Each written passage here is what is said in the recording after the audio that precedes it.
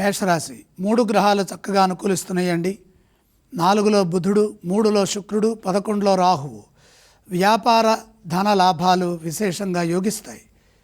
ఏకకాలంలో శుక్ర బుధులు యోగిస్తున్నప్పుడు శుక్ర బుధుల మధ్యలో ఉన్న మైత్రీ బంధము వ్యాపారంలోనూ ఇటు ఆర్థికంగానూ యోగిస్తుంది. చతుర్థ బుధ యోగము వ్యాపారానుగ్రహాన్ని సూచిస్తుంది. అలాగే భూలాభము, వాహన లాభము, గృహలాభము, గృహ నిర్మాణాది కార్యక్రమములు అనుకూల ఫలితాలను ప్రసాదిస్తాయి.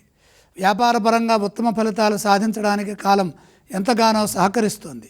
తెలివితేటలతో మంచి నిర్ణయాలు తీసుకుని శుభప్రదమైనటువంటి ఫలితాలను సాధించే యోగ్యమైన కాలం. శుభ భవిష్యత్తుకు అనుకూలమున్నది.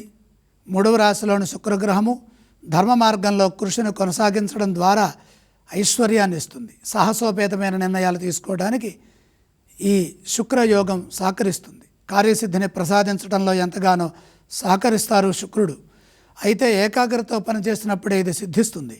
ఉద్యోగంలో కుజ ప్రభావం వ్యతిరేకంగా ఉన్నందువల్ల కలహాలకు అవకాశం ఏర్పడే వీలు కలపడుతోంది. కాబట్టి కలహాలకి దూరంగా ఉంటూ ఆత్మవిశ్వాసంతో ముందుకు సాగినట్లయితే మంచి జరుగుతుంది. ఇటువంటి సందర్భాల్లో ఏ విషయాన్ని మనసుకు తీసుకోవద్దు. ఇతరులతో సంభాషించేటప్పుడు సౌమ్యతను పాటించడం మంచిది. పూర్తిగా నేనే బాధ్యతను మోస్తున్నాను అనే భావన నుండి బయటకు రావాలి.